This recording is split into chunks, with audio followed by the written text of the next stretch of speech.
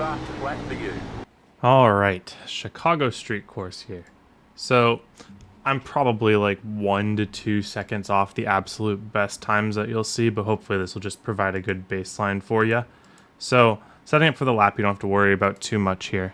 You can, excuse me, let me fix this real quick. If you can really just park the car in second gear, make sure that the car is rotating, and then one of the two things that we're going to go over today that are huge on a bumpy track like this and a car that doesn't like to turn right really, you want to make sure that all of your speed change is done in as straight of a line as possible. So when you're braking hard, you want to be in a straight line, and when you're gassing up, you want to be in a straight line. So we're going to start here. My braking point here for my hot lap, it'll move back a little bit for the race run, but these arrows here, you want to brake a little bit before them. Don't worry about the 4, the 3, the 2, and the 1. This thing just does not slow down in time. Again, I'm maxing out my braking around 80 to 90%. The straighter your wheel is, the higher that you can brake, but you can't really get 100% really anywhere on braking. So I'm trying to get all of my braking to slow down, done in a straight line. And then as I get off my brake is when I can turn the wheel. I'm really trying to get right next to the wall right here, trying to aim for the center point. You don't want to get too early or else you're going to have a bad angle off. So you want to get a lot of your turning done all at once so that it just points you where you want to go. I was just a little bit too outside there, but it was fine. And then notice here, as I'm getting back on the throttle, my wheel is still turned, so it's very partial. And then as I straighten out my wheel, I can get the gas going. And so I finally get to 100%. Set up, you don't want to go all the way out to the wall because you don't really have enough time to, but you want to get as wide as possible. And again, hard braking. This one, because my wheel, I was having to turn a little bit to the right to set up for the corner. I'm only maxing out my braking at around 60%. And then as I turn into the corner, trail brake, get right. Again, aim right at the center of the wall. You don't want to get too early. If you late apex a little bit, that's okay, but you probably have to overslow a little bit to do that. So if you're getting like right on that center point, in my opinion, that's like really good. Maybe a little tiny bit later, but it's really tough because this car does not like to turn. Same thing on the gas there. Okay, get into fourth. What you want to avoid here is getting your car sliding. So you can full throttle this, but it's pretty easy to kick out the rears down here if you're full throttle, because we're about to set up for a really tough series of corners. So we want to make sure our car is as settled as possible. Somewhere between the 3 and the 4, I'm going to get on the brake heavy. Again, straight wheel. It's going to be really tempting to try to turn in a little bit early here, but we want straight wheel, downshift into third. And then this was maybe a tiny bit late of a turn in, but I always felt like the later I turned in here, the harder it was for me to get my mark. It felt like I would always wash out. So I did a little bit of a conservative entry here. So you can see I want to be angled a little bit more in line with the track here. I can probably, well, I did survive this barely by throwing it into second and just hanging the rear out. But in reality, when you take this corner right here, you're going to want to see the whole straight away. That's like the goal. Me getting this a little bit early probably cost me a few tenths, maybe a couple tenths, but I was still able to carry some good speed. I was just a little bit of a throttle, but then straight back to that trail brake. And you really want to hug this inside wall here because this isn't just like a 1-point turn like some of the other corners. It really has a little bit more of a length to it. So we don't want to gas up too early, and then once we see the straight line that we can take off the exit, that's when I go full throttle, and I use all of the real estate here because this car does not like to grip up on this exit for whatever reason. Okay, going down to this turn. Really want to be hard on the brake.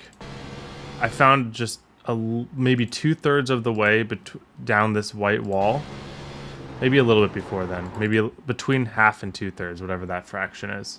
But if you're making it to the 4 before braking, it's too late and you're going to end up in the wall. So I'm trying to max out my braking here because this is one of the hardest corners to slow down for. 90% braking as far as I can. Get down through the gears. And then barely make it with a little bit of wheel spin. Get really right on that center. Try to open up the wheel, get on the gas. Second gear here. Here's one of the hardest braking zones for me. It's downhill. So I try to brake at or a little bit maybe after this, or a little bit before, sorry, this pavement transition here from the bridge. You can probably push it a little bit farther than I did, but it's really easy to wheel spin on this downhill. So I'm taking it a little bit more conservatively. Again, braking in a straight line. This one is the most important one. If you're not braking in a straight line, it's going to feel weird because you're just aiming yourself at the wall, it looks like. If you're not braking in a straight line, this thing is not going to stay under you on the downhill. And then good angle there. Same thing. All these 90-degree walls, same thing. Okay, setting up for this corner. Going to be very tempting to just throttle through this for a while. We want to make sure that we have a good angle for right here. So we really want to try to hug this right side as much as possible. So I give up a little bit of speed, hug the right side, and then set up there. So take second here, get it into third. I probably could have kept second a little bit longer, gain myself a little bit more momentum. Because once you're into third, it's almost like you kind of lock in your speed. Second, you can take it all the way up and kind of get a burst of acceleration. Here, you can just hold it. And again, we want to stay on the left side here. Going to be very easy for the car to wash up to the right, and that's going to feel right. The car is going to want to do that, but you're not going to have a setup for the next turn if you wash up to the right. So I make sure I'm on the far left on this long exit, and then a little bit out of the gas and coasting. You can probably push this a little tiny bit harder than I did for some extra speed, but you don't have to use brake here. That's what I know. And then once we get our wheel straight, notice here I'm trying really hard to get my wheel straight as early as possible, because the moment you get your wheel straight, you're on the brake.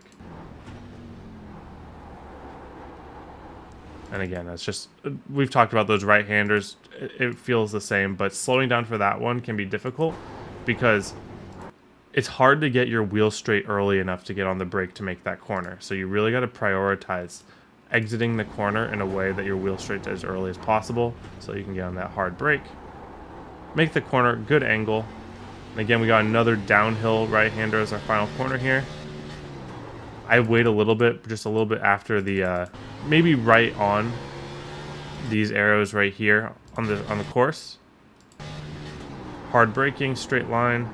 That one was pushed a little too much. You can see I slid out there just a little bit. So maybe a little earlier braking than me, but be careful for too early braking because you're going to be on that downhill again right here. And when you start braking on that downhill, any sort of non-straight input is going to murder you. So maybe a little bit earlier braking than I did there, but really be careful about the angle of your steering. But I was able to drive out of it fairly okay and get a sub 130, which is good for me. I think you can take the building blocks of what I did and be much faster with it because I'm not the greatest road course driver, but in terms of long run, you just want to take all those corners and make sure you're never sliding your rear tires. This thing is going to want to murder the rear tires. So do your best, take the corners a little bit easier if you need to, be a little less aggressive coming back on the throttle, be less aggressive on your steering in under heavy braking. Really want to make sure all of those speed changes happen in a straight line, and that's how you're going to be successful on a race run here. All right, thank you all for watching. Hope you have a wonderful day, and I hope to see you all on the track.